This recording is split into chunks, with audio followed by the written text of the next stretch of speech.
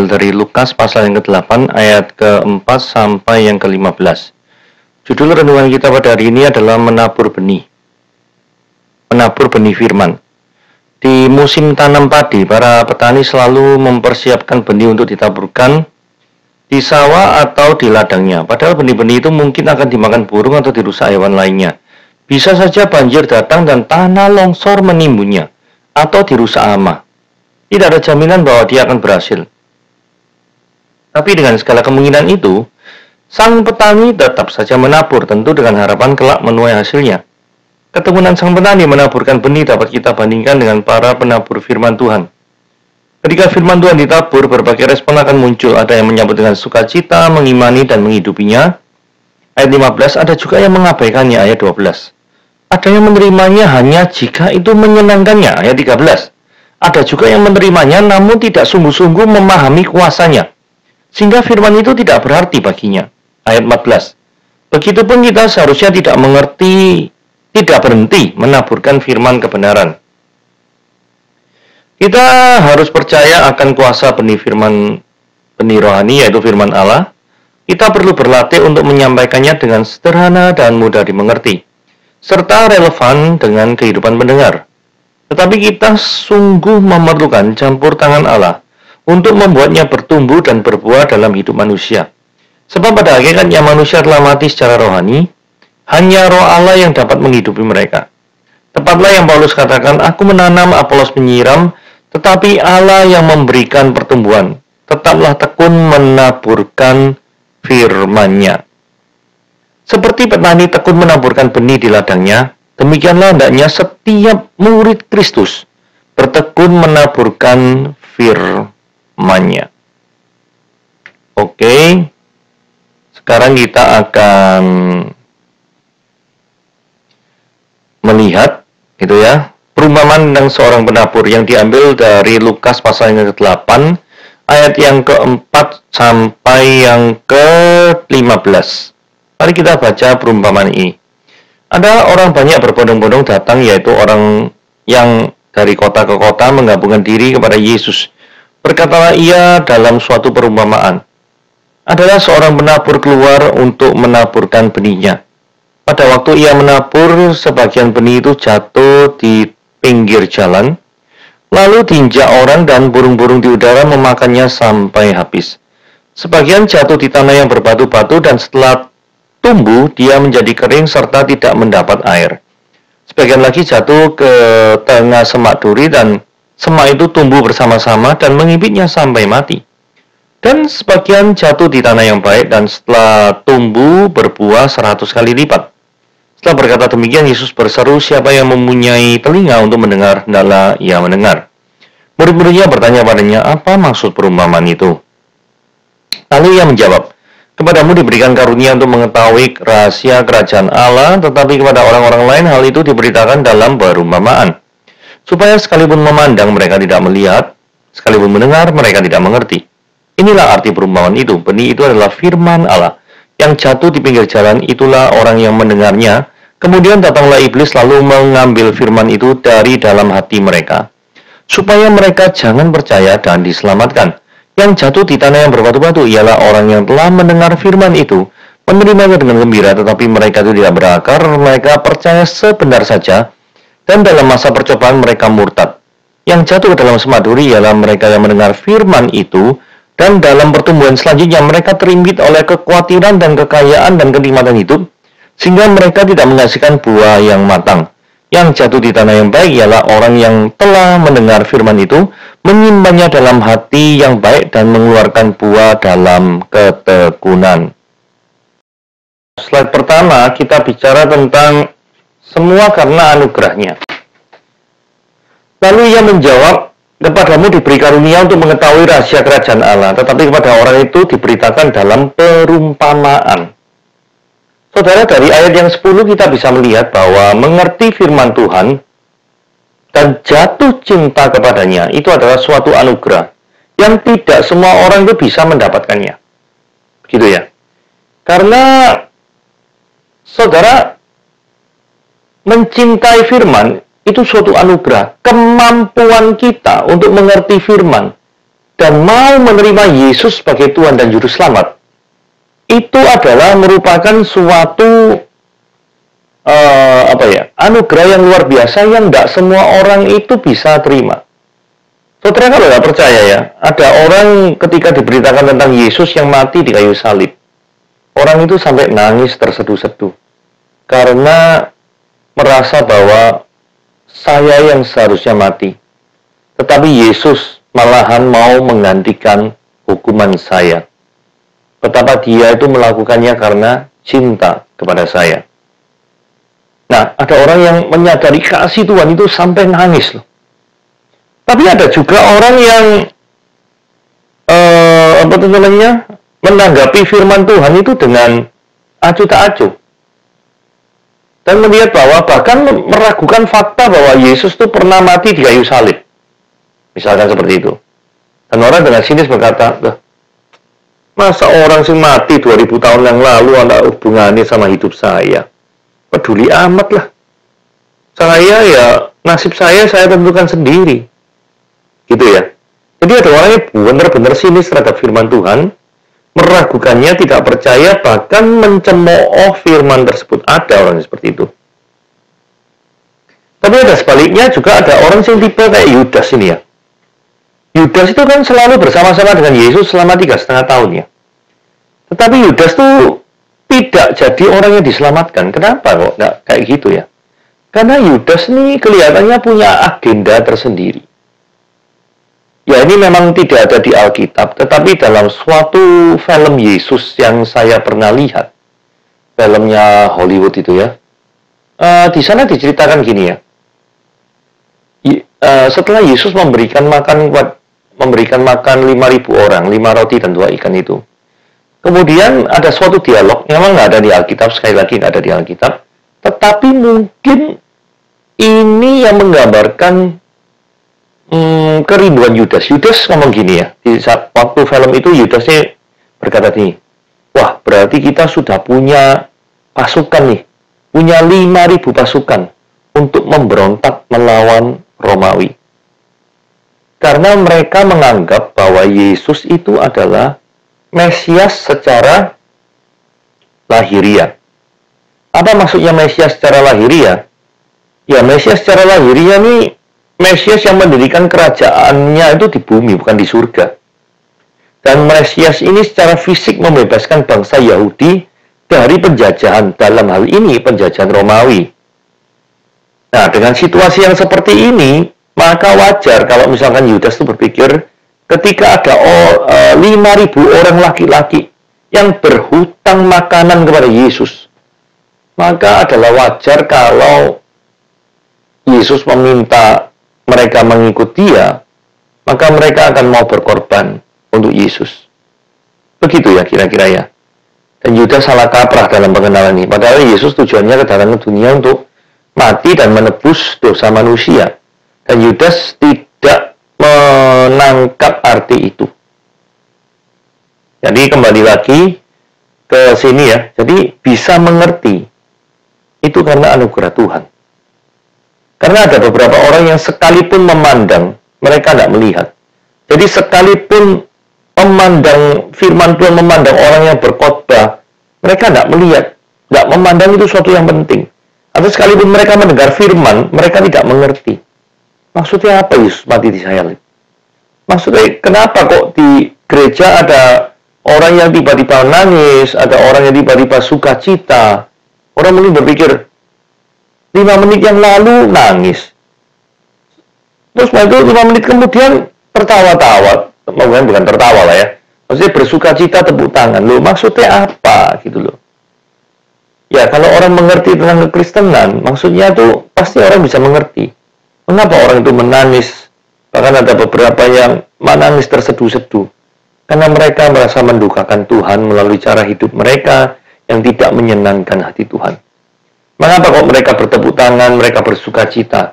Karena mereka mendapatkan anugerah yang seharusnya mereka tidak terima, yaitu pengorbanan Yesus Kristus yang mati di kayu salib untuk menebus dosa orang-orang yang tidak pantas untuk menerima pengampunan.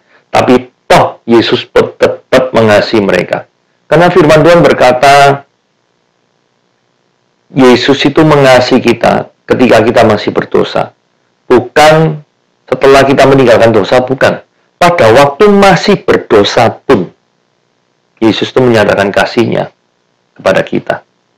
Itu ya. Itu yang menyebabkan orang itu merasa terharu, menangis, dan juga sekaligus bersukacita. Oke, ayat 11 dikatakan inilah arti perumpamaan itu, benih itu ialah firman Allah.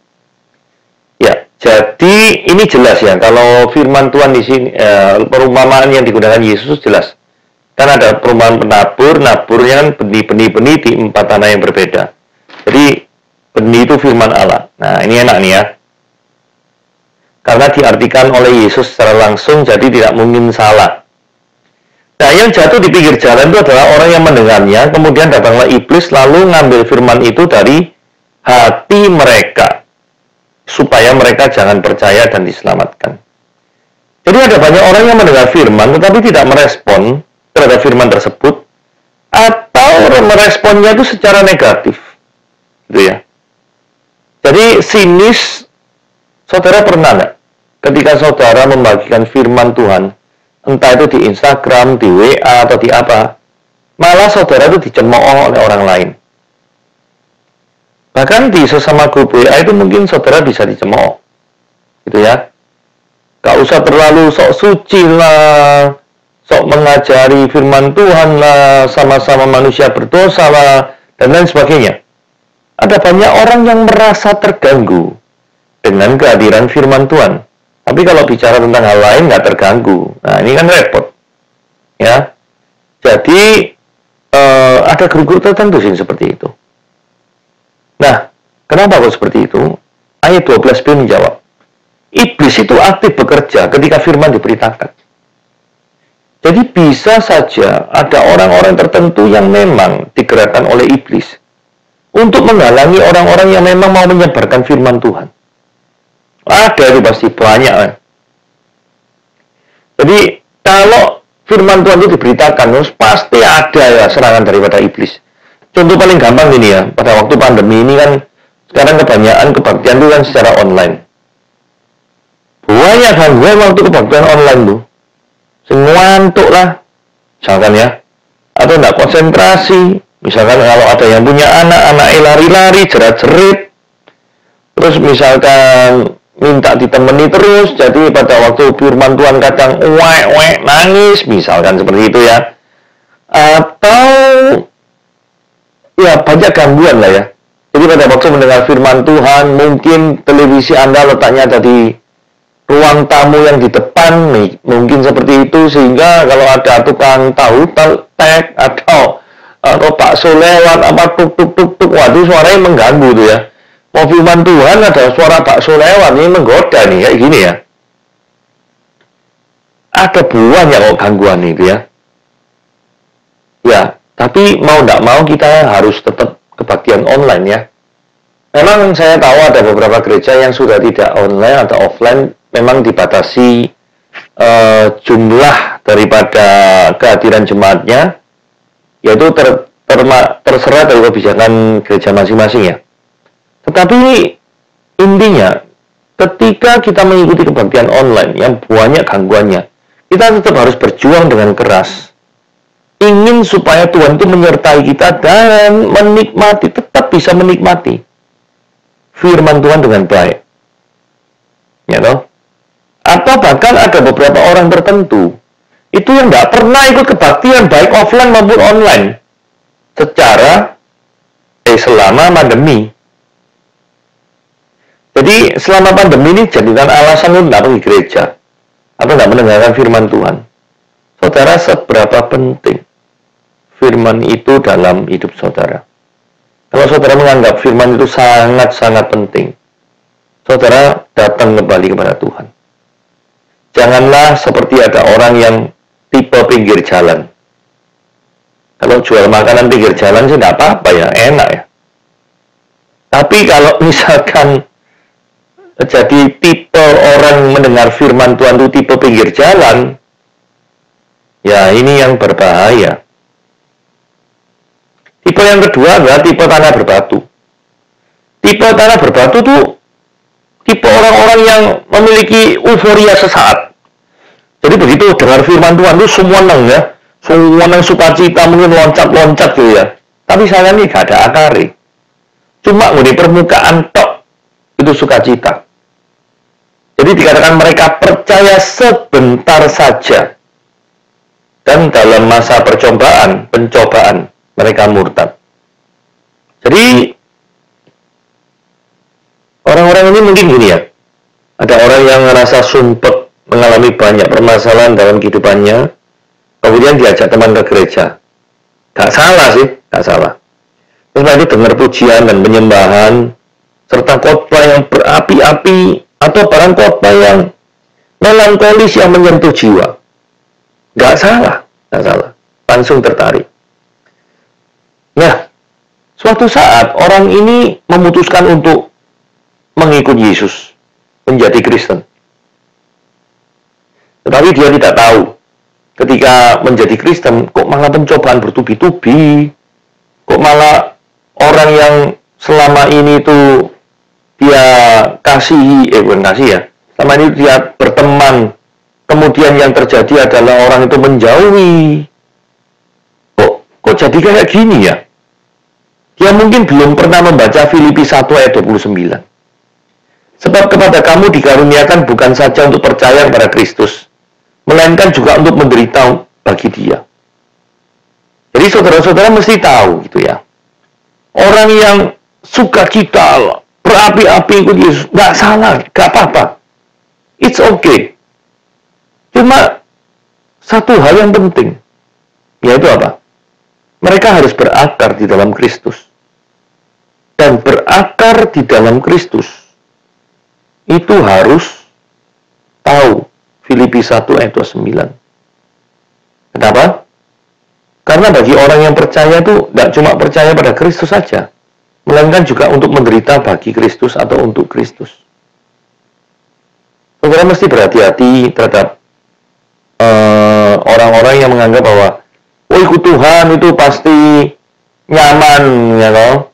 Jalannya itu datar seperti jalan tol. Gak selalu, bro. Gak selalu. Bahkan kehidupan 12 murid Yesus Kristus, semuanya itu mati gak enak itu ya. Kecuali satu Yohanes ya. Itu matinya mati tua. Tapi yang lain seperti Petrus itu mati disalib terbalik. Nah, orang-orang yang tidak memiliki akar, memiliki yang mengenal kekristenan secara tidak penuh atau separuh-paruh, maka yang terjadi adalah orang itu cepat kecewa. Dan ketika dia cepat kecewa, maka yang terjadi adalah dia juga cepat meninggalkan imannya.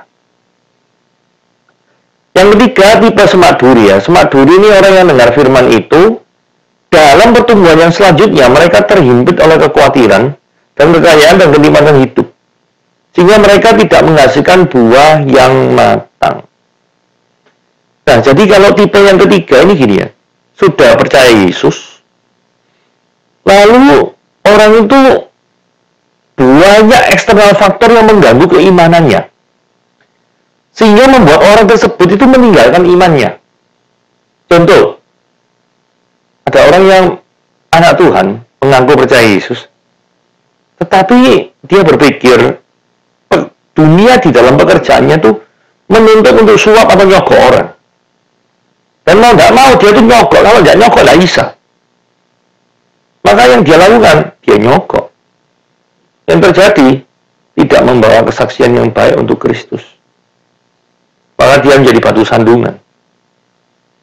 Terus kemudian ada orang yang pengen cepat kaya, yaitu dengan cara korupsi.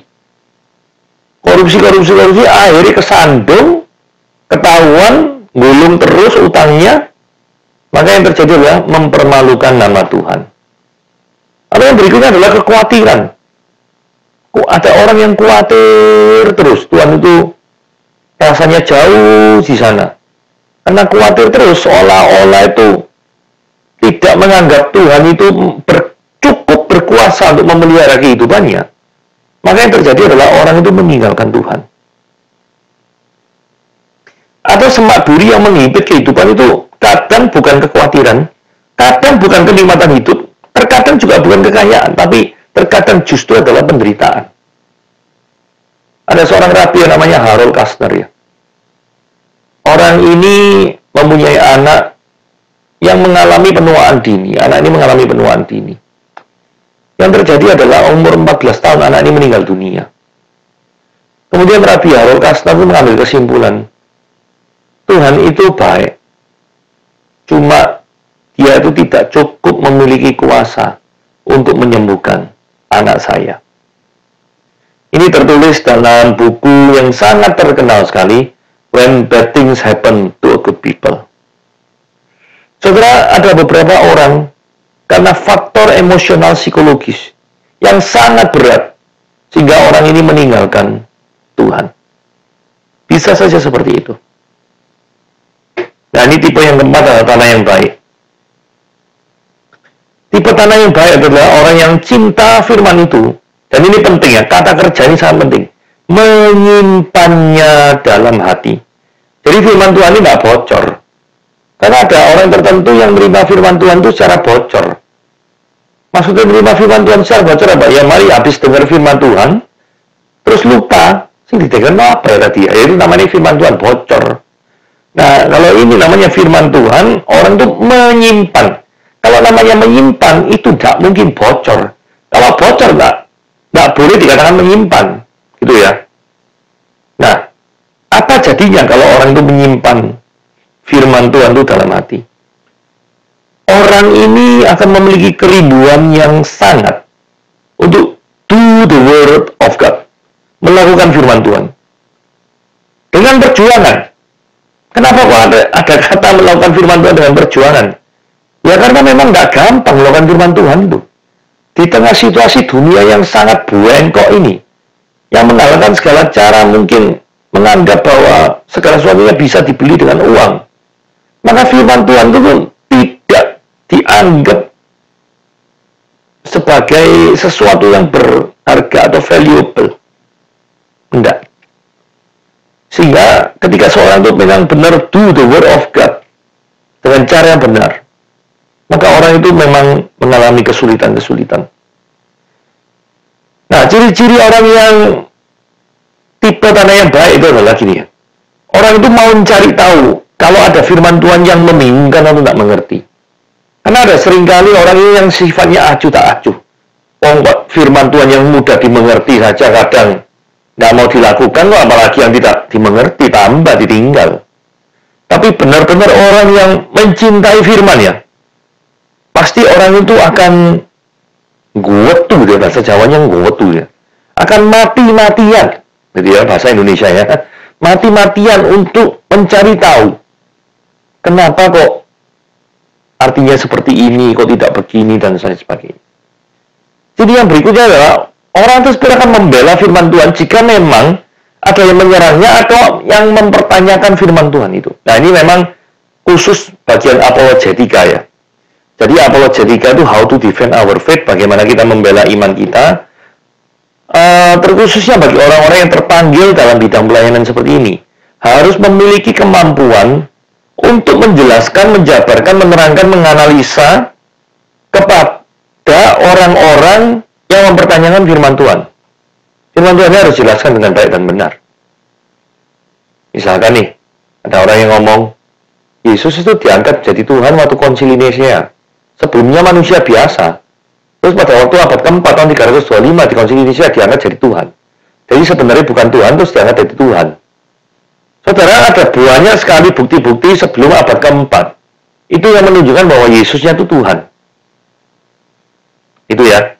Bahkan catatan-catatan teks Alkitab sendiri, itu menunjukkan Yesus itu Tuhan. Gitu loh. Dan catatan-catatan Alkitab teks sendiri itu bisa ditemukan di abad-abad kedua, abad pertama. Memang abad pertama ada berupa papirus-papirus. Tapi catatan-catatan abad kedua, abad ketiga juga ada. Ya, bahkan ada Yesus juga disebut sebagai Tuhan. Seperti